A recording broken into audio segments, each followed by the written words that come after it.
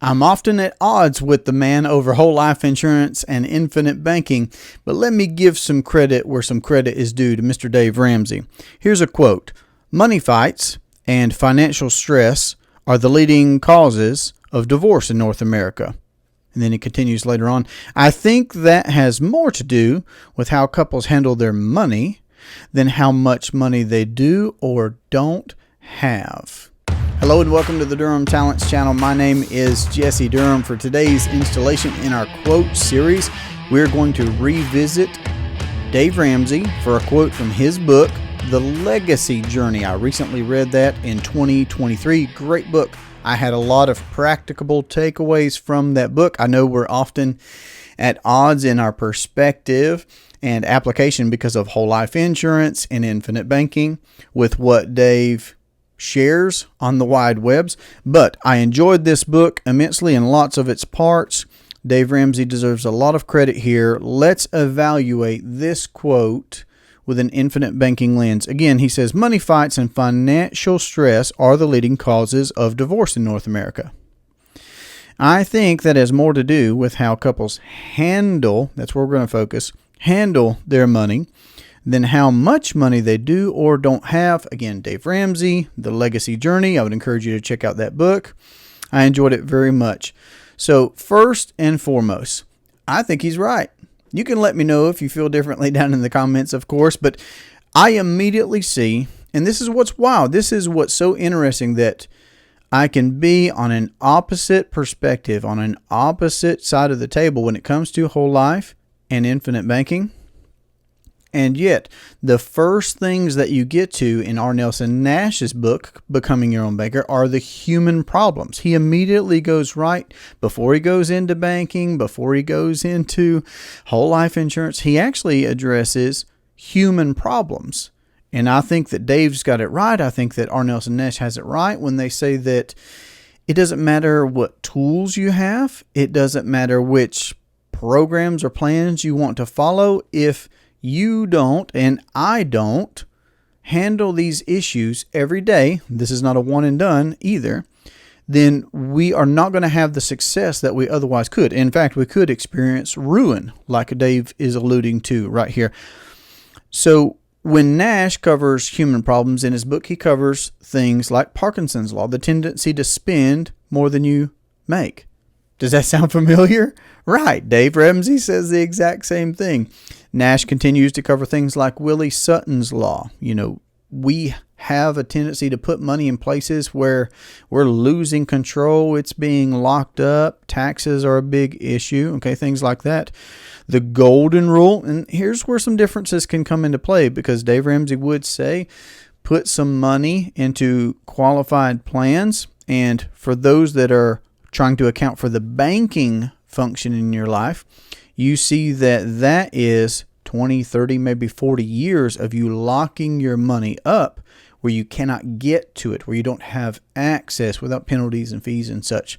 So the golden rule says that he who has the gold makes the rules. Well, you got to be able to get to the gold to be able to take care of either a hardship, and you let me know if you or somebody you know has had to get a hold of a 401k or something to be able to weather some kind of financial storm. I do. I know folks like that. I talk to them all the time. Or there's some opportunity that's come along. They have a business idea. They have an investment, and their money's locked up in a 401k or some other qualified plan. So anyway, Nash continues to go through human problems. So I think that Dave Ramsey, R. Nelson Nash, they're right on track. And again, I've said it's not one and done. All these issues, and there are others. Maybe I should have kept going. The arrival syndrome is going to be a big one. That's a fourth human problem that Nash encourages us to address. And he actually says that it's perhaps the most dangerous one. Now, I think that correlates so well with, if I could give some salt with the pepper, okay? If I could give some sweetness to the savor with the sweetness. I'm commending Dave Ramsey for what he's saying right here. It's so very true. Stress in marriages. Could money be a big problem that contributes towards that? Absolutely. 100%. I concur. And is it folks' manner of handling $5,000, $50,000, $500,000 that's more important than what that amount is? I think so. We can always go up. But if we mishandle the amount, no matter what the amount is, okay, so I often ask folks, here's something to think about. No matter whether you're making minimum wage or whether you're making $10,000 an hour, how much of your money did you keep? So we're in 2024 now, recently left 2023 behind. How much of the money that you earned in 2023 do you still have in 2024? How much of it did you keep? How much of it did you handle well? If I use Dave Ramsey's messaging there again. So the arrival syndrome, the idea that I know it all, I'm doing it all, I can learn no more, I cannot improve, I am perfection. That arrival syndrome seems to manifest itself when Dave confronts whole life insurance on his show. But I've addressed that extensively on our Myths, Mysteries, and Misconceptions playlist. So suffice it to say, I'll leave it there. If you're interested in how I confront, in how I approach, and how I reason with some common misconceptions or myths or mysteries around infinite banking, whole life insurance, then I would encourage you to check out that playlist. But I really do want to focus here on handling money, keeping money, addressing these human problems. Parkinson's, the Willie Sutton law. Willie Sutton was a famous bank robber. If I didn't say that, people want to take our money from us, legally or illegally. It doesn't matter. They want to take it from us. The golden rule, the arrival syndrome, and then use it or lose it. If I tie my arm up for the next 30 days and the other one's free to operate normally, which one's going to be stronger? Okay, so how I handle what I have matters. Again, using Dave's words. How I handle what I have. Okay, if I tie this up for 30 days, that's not going to be good for me. Again, I go back to tying up your money somewhere, locking it away.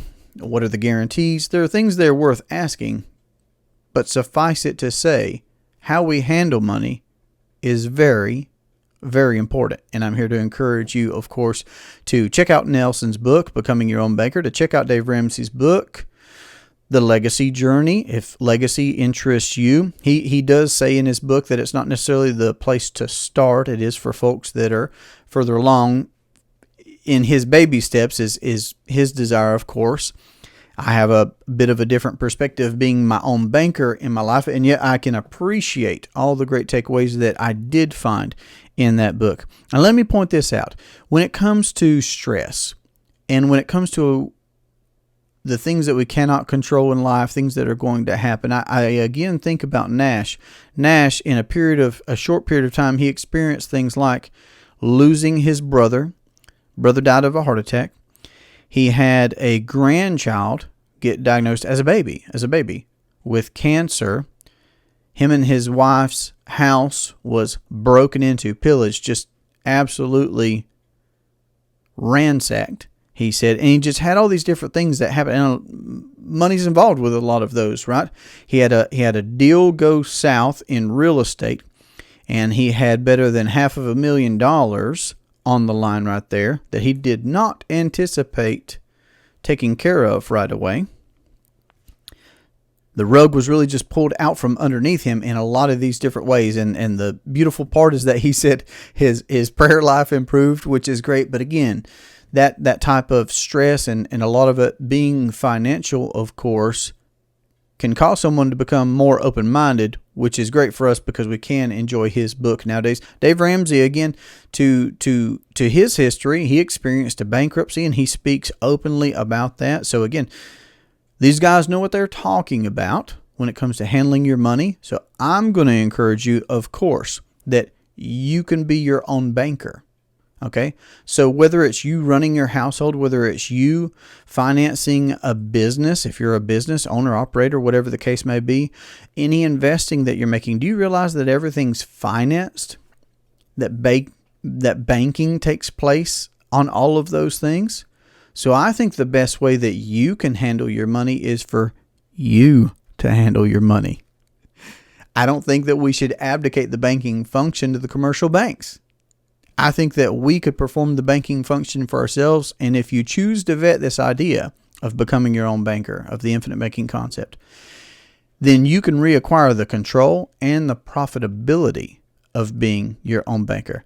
So I hope that this has been a helpful discussion for you. I've certainly enjoyed it. If you'd like to check out an introductory presentation to what is this infinite banking concept, I've got that on my website and my calendar link where you can book a consultation call where we can walk through your questions and what it could look like for you to implement the infinite banking concept in your household, your business, or your investing. You can find me at durhamtalents.com.